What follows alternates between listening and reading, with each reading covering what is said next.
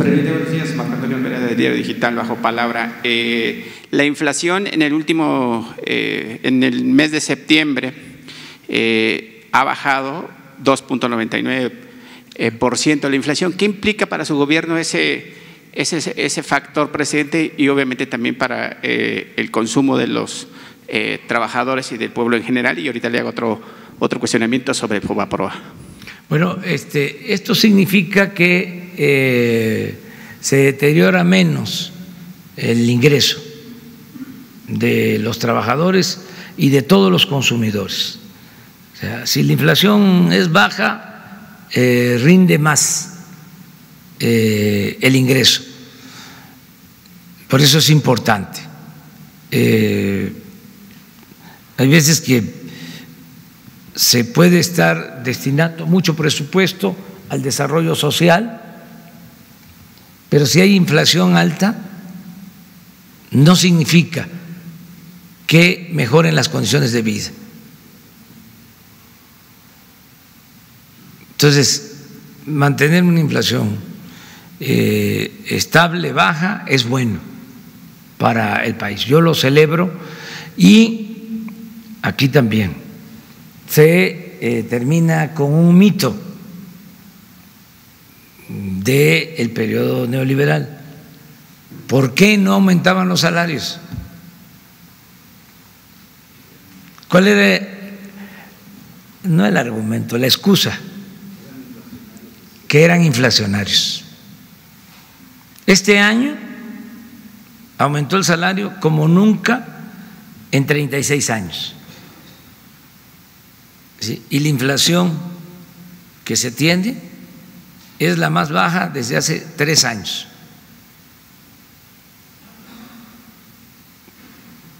Entonces, no es así. O sea, engañaron durante mucho tiempo. Fue una excusa para afectar el poder adquisitivo, el poder de compra de los consumidores, del pueblo, de la gente. Yo sí pienso que si se decidiera aumentar al doble el salario, sí podría tener algún efecto inflacionario, pero una recuperación paulatina, una recuperación gradual de la pérdida del salario no produce inflación. Además, hay otros elementos importantes de control de inflación, el que no aumenten los energéticos, las gasolinas, el gas, el diésel.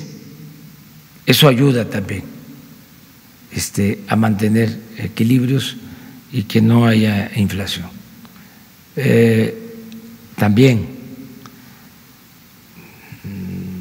nos importa que esté baja la inflación, pero también nos importa que haya crecimiento, porque si no es como antes, ¿no? Cuando los carros estaban hechos de otra manera, que se calentaban, ¿sí? Eso es inflación, se calienta un carro. Entonces, si se para el carro, se apaga, ya no se calienta, ya no hay inflación. Sí, nada más que ya el carro no camina. Entonces aquí lo que hay que procurar, lo que hay que conseguir es que el carro camine sin calentarse. O sea, que no haya inflación y que tengamos crecimiento. Eso es lo que tenemos que conseguir poco a poco. Y la siguiente pregunta, presidente, se la voy a leer para ser preciso. Presidente, en el 2070 se dice que los mexicanos que vivan para entonces apenas podrán pagar la deuda e intereses del FOBAPROA. Carlos Salinas de Gortari, en conjunto con el PRI y el PAN, crearon este robo financiero al país que al principio, que se pagan de intereses anualmente entre 30 y 50 mil millones de pesos solo de intereses. Presidente, ¿qué propuesta existe para que se detenga ese pago de intereses y ya nada más se pague la deuda contraída?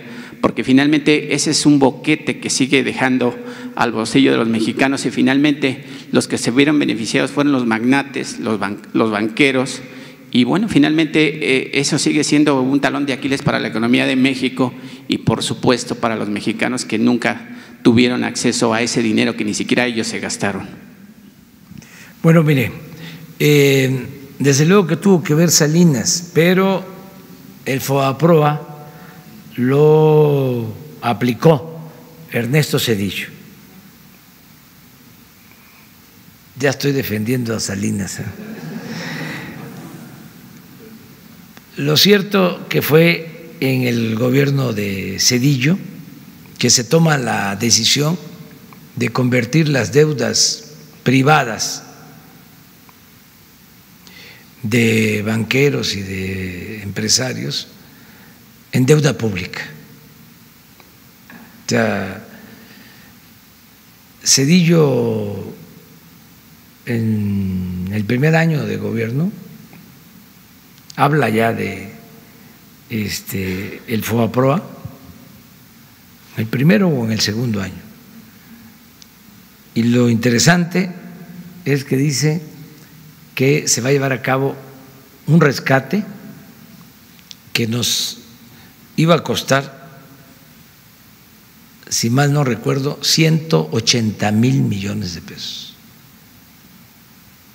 Y terminó costándonos, bueno, hasta ahora, ya cerca de 2 billones de pesos. Imagínense nada más el cálculo tan cercano. Porque cuando se lleva a cabo esta operación de traslado de las cuentas privadas a lo público, se cometen muchos abusos todavía y actos de corrupción. Entonces, aprueba el PRI y el PAN el FOBAPROA. En aquel entonces creo que fue como en el 98, no, sí, 12 de diciembre, día de la Guadalupe, 12 de diciembre a la noche, aprueba. Y a partir de ahí, en efecto, se empiezan a pagar intereses por esa deuda. Y cada año desde entonces, si fue en 98, ¿cuántos años llevan ya? 21, ¿sí? En promedio 40,000 millones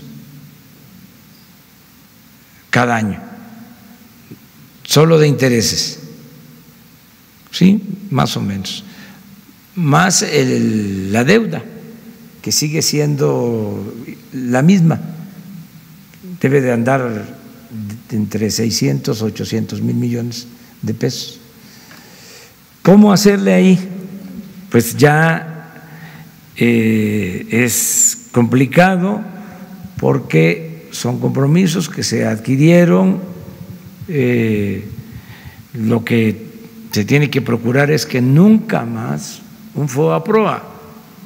Presidente, pero no existe ahí una rendija en la que se pueda cancelar ese alto interés, porque finalmente los mexicanos, los que viven en el 2070, pues van a pagar platos rotos. Sí, pero yo espero que se logre con reestructuraciones, con una renegociación acordada, adelante, que se pueda ir disminuyendo esa deuda, esa carga que nos dejaron. Esos son de los saldos, pues, de la política neoliberal. En Estados Unidos, después de una crisis económica financiera, se llevó a cabo un rescate, nada más que en Estados Unidos el gobierno se quedó con las acciones de las empresas o de los bancos rescatados